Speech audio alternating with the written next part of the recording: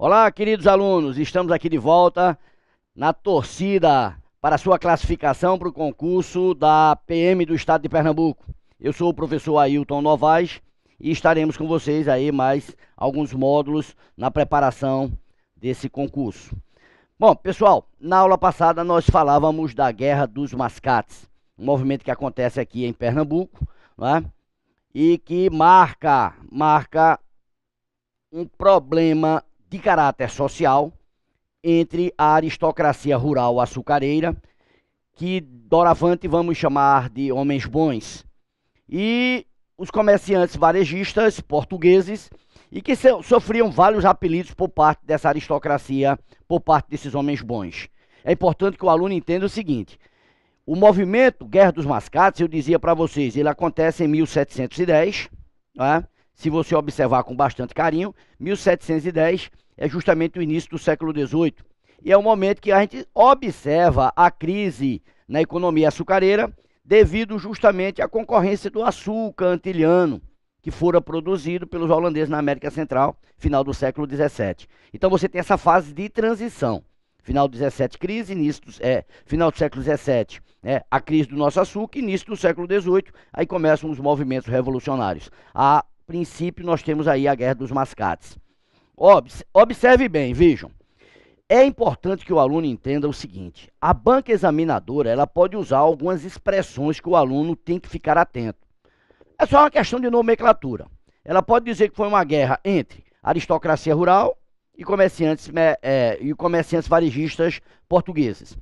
Pode dizer que foi uma guerra entre Recife e Olinda. E aí você vai e me pergunta, mas Recife e Olinda, o problema é o seguinte: Olinda era a capital de Pernambuco, era vila, cidade, vila. E por ser vila, Olinda tinha a Câmara Municipal. Essa Câmara Municipal, eu chamo muito atenção para isto, era um órgão de representação de classe da aristocracia rural. Em outras palavras, os homens bons reuniam-se na Câmara Municipal. Todas as decisões tomadas vinham justamente dessas reuniões nas câmaras municipais e na Câmara Municipal. E diga-se de passagem, os comerciantes varejistas, apelidados de mascates, não participavam da Câmara Municipal. Só e somente só os homens bons. Assim sendo, a decisão, toda e qualquer decisão tomada aqui, era uma decisão que favorecia a aristocracia rural. Em Recife, apesar da dinâmica econômica, comercial estar justamente centrada no Porto de Recife, toda a dinâmica econômica está centrada em Recife, Recife não tinha autonomia em relação a Olinda. Recife nada mais era do que uma simples comarca de Olinda, consequentemente subordinada a Olinda, e pagava impostos a Olinda. É isso que o aluno não pode esquecer. Em Recife, você tem a concentração desses comerciantes varejistas, por isso que é normal toda e qualquer banca, tá certo, examinador, usar a expressão uma guerra entre Recife e Olinda. Em outras palavras, Olinda, concentração da aristocracia rural, homens bons; Recife, concentração dos comerciantes mercantis, varejistas portugueses, apelidados de mascates. Então, uma guerrinha de caráter social entre a aristocracia rural versus burguesia mercantil. Agora, eu vou chamar aqui para a tela para a gente começar a observar uma coisa muito simples. Podemos simplificar e falar de causas. Ora, como é que podemos apontar as causas desse movimento? Primeira causa, né? A crise econômica. A crise econômica, a gente não pode esquecer a decadência do açúcar. A crise econômica, tranquilo. Uma segunda causa, para ficar bem claro, é a falta de autonomia, a falta de autonomia política de Recife em relação a Olinda, a falta de autonomia política em relação a Olinda. Outra coisa, vejam, que nós podemos apontar seria justamente, como consequência dessa crise econômica, nós podemos apontar que as dívidas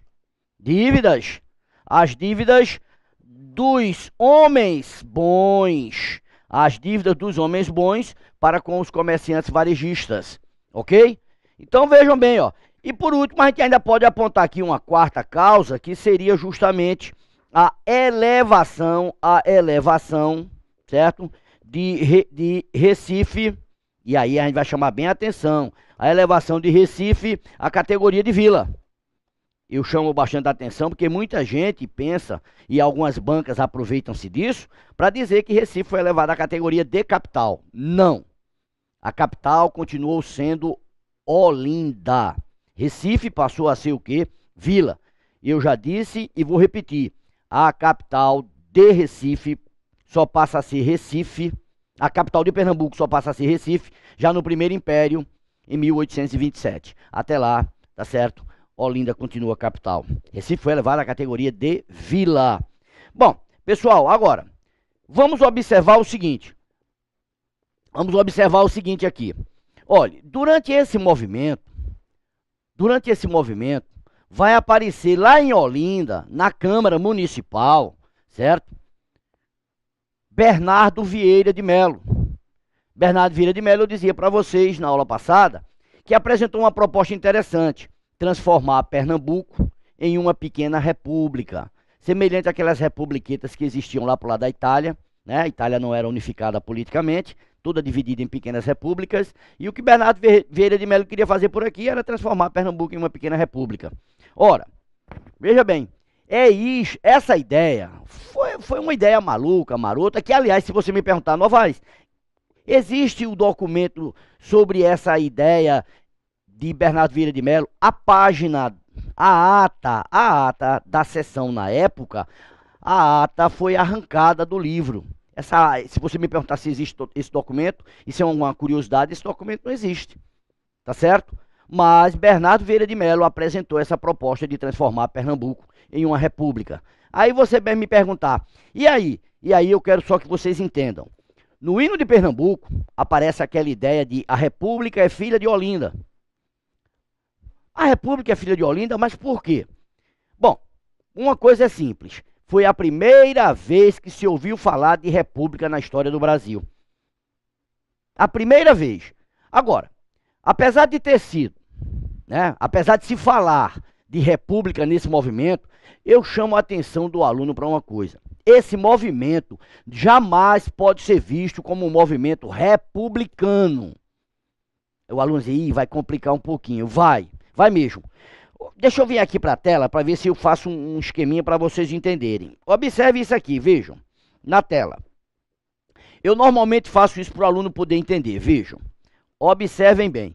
Eu tenho aqui a primeira metade, nunca esqueçam disso, a primeira metade, né, até a primeira metade do século, né, do século XVIII, certo? E aqui eu tenho a segunda metade, tá certo? Do século XVIII. Todo e qualquer movimento que aconteça no Brasil, todo e qualquer movimento que aconteça no Brasil, até a primeira metade do 18, nós vamos chamar de movimento nativista. Nativista. Ou seja, aquele movimento que tem um caráter até localista. Localista, tá certo? É um movimento que apenas reivindicava, um movimento reivindicatório. Tá bem? Veja só, da segunda metade do século XVIII em diante, todo movimento que aparecer não será nativista, será separatista. Separatista. Separatista, exato. É um movimento que vai ter um caráter nacional, é nacionalista, ok? É um movimento que não apenas reivindicava, ele queria a emancipação. Então vejam, você tem até a metade do 18 movimentos nativistas, também chamados de localistas, ou chamados até de reivindicatórios. Da segunda metade do 18 em diante, você tem os movimentos separatistas, também chamados nacionalistas ou emancipatórios. Então, por favor, vejam, para você classificar, aqui comigo, para você classificar um movimento de caráter republicano, antes de mais nada, ele tem que ser separatista. Para você classificar um movimento como sendo um movimento republicano, o objetivo dele é a independência. O objetivo é a emancipação. Fui claro aí ou não? E aí, então, após a emancipação, a forma de governo a ser implantada seria A República, claro. Mas quando você estuda a Guerra dos Mascates, a Guerra dos Mascates não pode ser vista como um movimento separatista. É um movimento localista. É um movimento entre aristocracia rural e burguesia comercial mercantil. Ok? Não pode ser visto como um movimento de caráter nacional. Então é um movimento nativista. Fui claro? Assim sendo, jamais a Guerra dos Mascates pode ser vista como um movimento republicano. Então eu chamo bem a atenção para que o aluno possa entender. Inclusive, se você pegar o símbolo, né, do escudo de Pernambuco, lá naquela faixa, lá embaixo, tem 1710, que é a primeira data que tem na faixa. 1710, Guerra dos Mascates. Aí você diz, certo, todas aquelas 4 datas, 1710, 1817, 1824, né, e mais tarde a 1889, que é quando é proclamada a República, todas as 4 datas falam de República. Então, 1710 é a primeira data, certo? Guerra dos Mascates. Apesar da Guerra dos Mascates não ser republicana, mas foi a primeira vez na história do Brasil que ouviu-se falar de república. Por isso mesmo, ela aparece no escudo de Pernambuco, 1710. Fui claro aí? E aí aparece na última estrofe do hino de Pernambuco, quando diz que a república é filha de Olinda. Fui claro aí? Então, pessoal, vamos partir para um novo conteúdo. Vamos analisar o seguinte. Por favor, vejam. Por favor, vejam o seguinte. Olha, nesse edital apareceu uma coisa interessantíssima, né? Que a gente fica questionando, tendo em vista que é a história não oficial. É uma história que você não vai encontrar, tá certo? Você não vai encontrar em livros de ensino médio.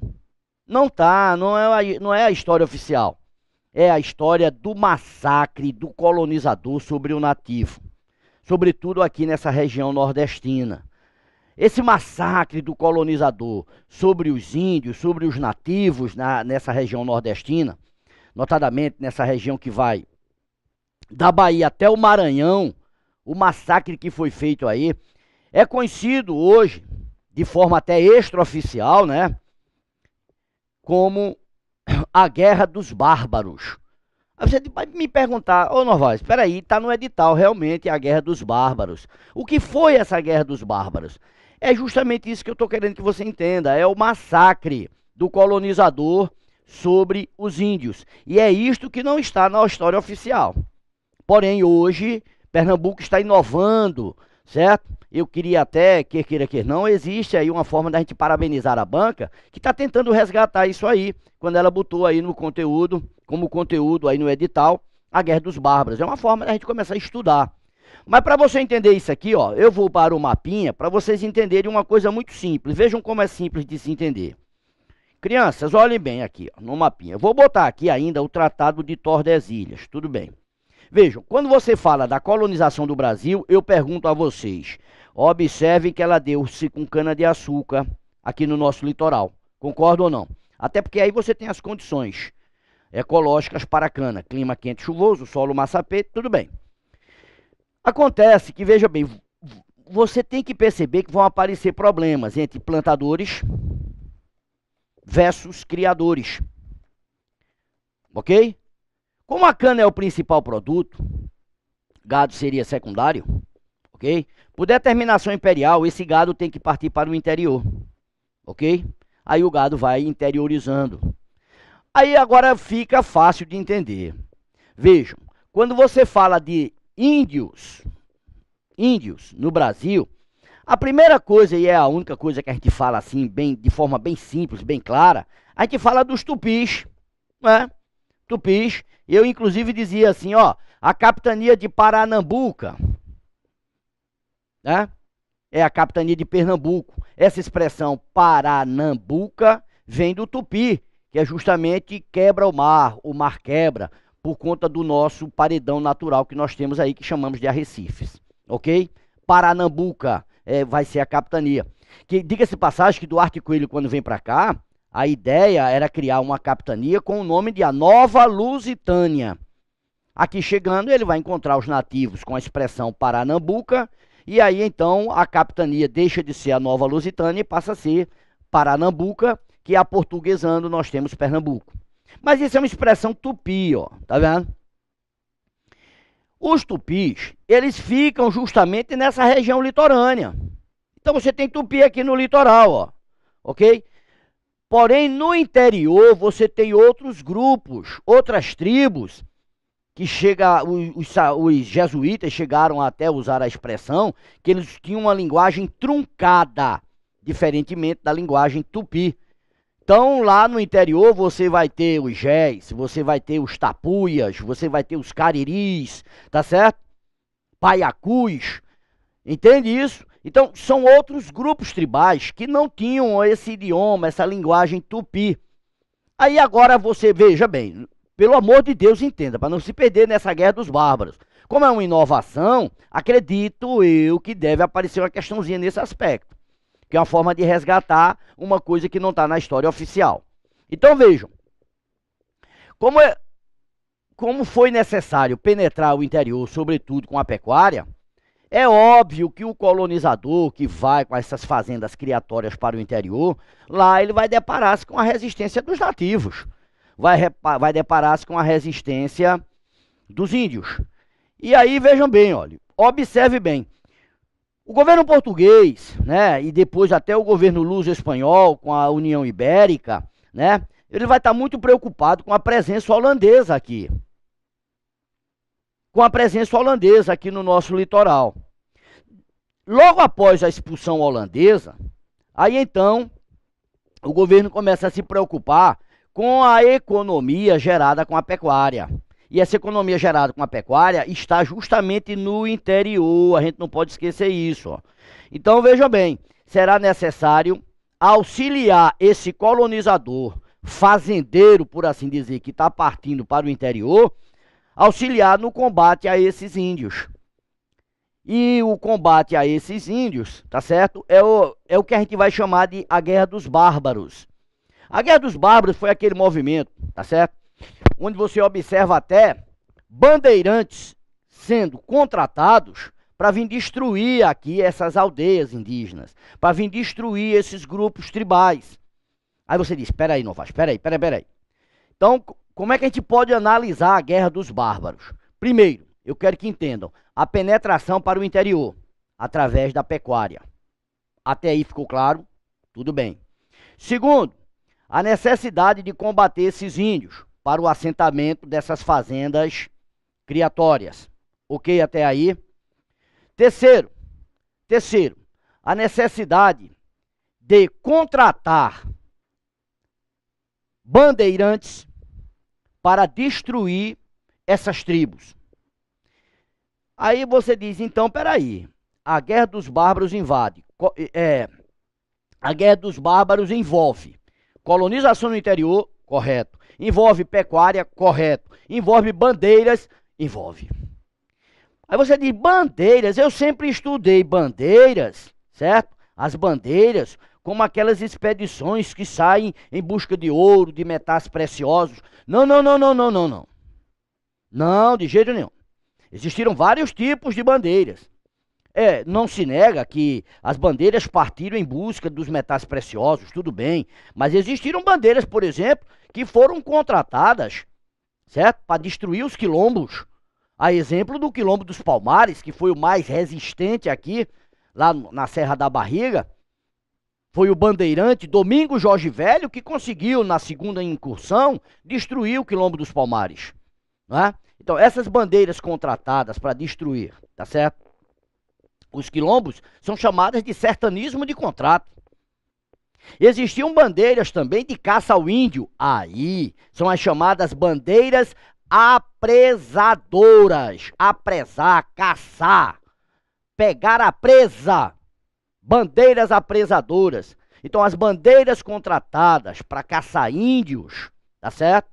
São chamadas de bandeiras apresadoras. Então, eu posso dizer, tá certo, que no combate a esses índios, tapuias, Jés, cariris, certo, paiacus, tudo no sertão nordestino aqui, essas bandeiras são contratadas, muitos sertanistas vêm para destruir essas tribos. A exemplo do sertanista Manuel Álvares Navarro, que pegou os paiacus e fez uma verdadeira chacina. A princípio, logo de frente, ele mata mais de 400 índios. Então vejam bem, ó, a Guerra dos Bárbaros é uma forma da gente resgatar uma história não oficial, mas que foi uma realidade histórica, foi fato e que não se pode negar. É a forma como o colonizador exterminou essas tribos, tá certo? No nosso sertão. É a isso que nós chamamos de a Guerra dos Bárbaros. Nesse aspecto, eu quero parabenizar a banca, tá certo? Justamente por estar tentando aí resgatar uma história que não está nos livros de ensino médio.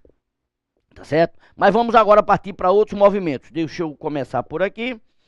Vamos ver agora, já vimos, Guerra dos Mascates. Agora vai aparecer um movimento de extrema importância. Pelo amor de Deus, vai aparecer um movimentozinho que é chamado de a Revolução Pernambucana. Veja bem, ó. A Revolução Pernambucana. Cadê a borracha? A Revolução Pernambucana. A Revolução Pernambucana. Pernambucana de 1817. Aliás, por favor, comece a observar. Olha, essa revolução ela é muito importante. Você não quer ser PM? Você não quer estar andando aí com a bandeirinha aqui? Bandeirinha de Pernambuco e tal, pá. Muito bem, essa bandeirinha que você vai usar no seu fardamento, essa bandeirinha, tá certo? Ela vem da Revolução Pernambucana de 1817. Vem com pequenas modificações. Mas é a mesma bandeira de 17. Tá vendo? Da Revolução Pernambucana de 17. Se eu perguntar para qualquer aluno, e eu quero que o aluno entenda, hoje eu perguntaria qual é a data maior de Pernambuco? Qual é a data magna de Pernambuco? A data magna de Pernambuco, todo mundo sabe aqui. Se não souber, vai ter que saber. Pelo menos a partir de agora. A data maior de Pernambuco é o dia 6 de março. 6 de março? Sim, 6 de março é a data em que explode a Revolução Pernambucana de 1817. Por isso que 6 de março é a data maior de Pernambuco. A data magna. A Revolução Pernambucana de 17, a gente vai conhecê-la também como a chamada Revolução dos Padres. A Revolução dos Padres. Então, movimento pernambucano de 1817 é conhecido também como a Revolução dos Padres. Aí eu pergunto, preste bem atenção, veja a minha pergunta. Revolução dos Padres. Eu posso dizer que a igreja, enquanto instituição, apoiou esse movimento? Claro que não. A igreja é uma instituição. O movimento recebe esse nome de Revolução dos Padres não porque recebeu o apoio da instituição igreja, mas porque dele você vai ter a participação de um grande número de padres. São chamados padres liberais, padres revolucionários, padres iluministas, como queiram, tá certo? Mas aí, veja bem, são padres que assumem, na verdade, todo um risco. Não é a instituição igreja. Se aparecer na prova, Revolução dos Padres, porque teve apoio da igreja, tá errado, viu? Não foi a igreja, foram alguns padres que participaram do movimento. A exemplo do Padre Roma, que depois a gente vai falar aqui, do Frei Miguelinho também. A gente pode observar isso aqui depois. Mas eu quero que você comece a entender o que foi a Revolução, tá certo? A Revolução de 1817. Bom, lembra-se daquele esqueminha que eu fiz, que a partir da segunda metade do século XVIII, o movimento passaria a ser o quê? O movimento passaria a ser emancipatório. Até a metade do século XVIII, todo o movimento é nativista. Após a metade do XVIII, todo o movimento é emancipacionista, é nacionalista, é separatista. E aí, se você olhar direitinho, 1817, ora, eu tenho aí, na realidade, o primeiro quartel, olha aí, o primeiro quartel do século XIX. Então, se eu tenho aqui um movimento que acontece no primeiro quartel do XIX, já passa da metade do XVIII, então esse movimento é separatista. Tranquilo. Foi claro? Então, veja bem, ó. Como é que nós podemos entender os movimentos separatistas aqui? A primeira coisa que o aluno vai ter que entender é o que está se passando na Europa, ok? O que está se passando na Europa no século XVIII.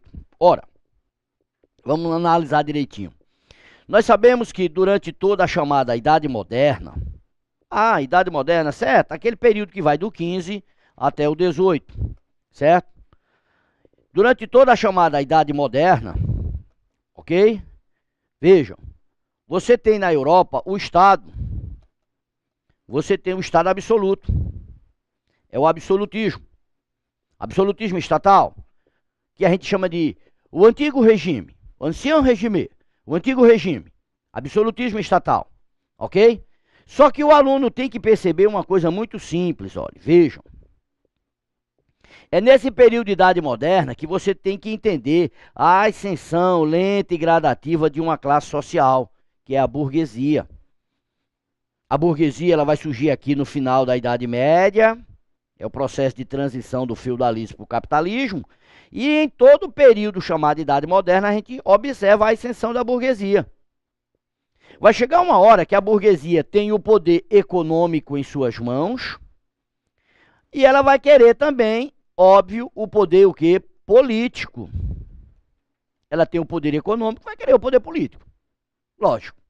Então ela vai ter que apoiar toda uma corrente filosófica para derrubar o Estado absoluto e implantar um Estado anti-absolutista. Esse Estado anti-absolutista é um Estado liberal, ok? É um Estado liberal, ok? É o Estado liberal. Assim sendo, por favor, vejam, a filosofia que aparece na Europa e que vai sacudir a Europa a partir do século XVIII é o liberalismo, que a gente vai chamar de iluminismo. Nunca esqueçam, sempre que você falar iluminismo, nunca esqueça disso, pelo amor de Deus. Iluminismo é um pensamento liberal, iluminismo é um pensamento burguês. Toda vez que você falar movimento burguês, movimento liberal é movimento burguês. Porque se eu quiser falar de um movimento do povo, eu não vou falar movimento liberal, não. Eu não vou falar pensamento liberal. Se eu quiser falar de um movimento do povo mesmo, pensamento do povo, eu vou falar movimento social. Pensamento social, socialismo. Agora, liberalismo é burguês. Ok? Então vejam, o iluminismo, ele vai sacudir a Europa. Aí, ó pra cá, vejam. Crianças, vamos fazer de contas que você está aqui, ó, Europa, certo? Europa, muito bem, olha aqui a Europa, certo? A Europa sacudida no século XVIII, vamos botar aqui a África aqui embaixo, tal, blá, blá, blá, África, muito bem. Vejam, eu tenho aqui o mar Mediterrâneo e aqui eu tenho o Atlântico. Observe, Europa, claro, sacudida pelo iluminismo. Eu pergunto, o iluminismo ficou restrito à Europa? Não. O iluminismo ele vai cruzar o Atlântico, vai bater aqui na América. Então eu tenho aqui a América, ok? E aí você vai ter que entender que o iluminismo cruza o Atlântico, tá vendo? Bate na América.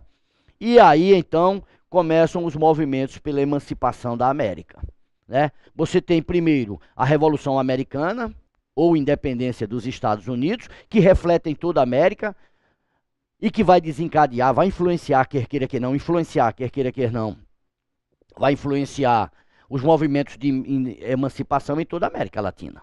Então, por favor, vejam, sempre que você falar de movimentos emancipacionistas aqui na América, e no nosso caso particular Brasil, você tem que entender que a base ideológica é justamente o quê? O iluminismo. Então, para você entender, um movimento ocorrido aqui em Pernambuco, certo? Ocorrido aqui em Pernambuco, cujo objetivo era a independência, era a emancipação, é óbvio que a base ideológica desse movimento vai ser justamente o quê? O iluminismo. Fui claro aí ou não? Então vamos começar a analisar em detalhes esse movimento, porque é como eu disse, é um movimento de extrema significação. Olhe para cá. Se eu tivesse que falar assim, Revolução, vejam, olhe para cá, Revolução Pernambucana de 1817. Aí eu vou classificar essa revolução como um movimento significativo. Significativo. Movimento significativo. Por que eu classifico? Ora, nós vamos conseguir perceber, certo? Nós vamos conseguir perceber que os revoltosos assumiram o poder, rapaz. Assumiram o poder. Veja bem, é interessante o significado, a significação desse movimento está no fato dos revolucionários assumirem o poder. E aí você vai me perguntar, assumiram o poder como assim? Assumiram, constituíram um governo. Constituíram um governo provisório, e a gente vai observar isso aí. Assumiram o poder, né? Por cerca de 75 dias, 74, 75, por aí assim, cerca de 75 dias. E aí, vejam bem, ó, eu quero que vocês prestem bastante atenção. Observe a data, 1817. Olhe bem, você está em 2000 e quanto? E 16. É claro que você tem que entender que para o ano você vai ter a comemoração de quê? Do bicentenário desse movimento. Ou não? Inclusive o governo do estado já preparou uma comissão que já vem preparando. Essa comissão tem um prazo, tem um período de 1 ano para organizar as festividades do bicentenário da Revolução Pernambucana de 1817. Então, por favor, é quase certeza cair nessa prova de concurso uma questãozinha sobre esse movimento, até porque tem uma comissão já preparando toda uma festividade, tá certo? Toda uma comemoração para a Revolução Pernambucana de 1817. Ou seja, para o bicentenário da Revolução Pernambucana de 1817. E a gente vai fazer o seguinte, a gente vai dar um pequeno intervalo, a gente volta já no próximo bloco e vamos entrar em detalhes nesse movimento. As causas que levaram a esse movimento, o desenrolar desse movimento, tá certo? E as consequências desse movimento, que inclusive é uma consequência muito funesta para Pernambuco, viu? Pernambuco vai perder boa parte do seu território aí com esse movimento. Vai ser retalhado, vai perder, sobretudo aquela região da Bahia. Ali no São Francisco, por ali, aquela região vai perder para a Bahia. Isso a gente vai ver daqui a pouco no próximo bloco. Voltamos já. Volto já.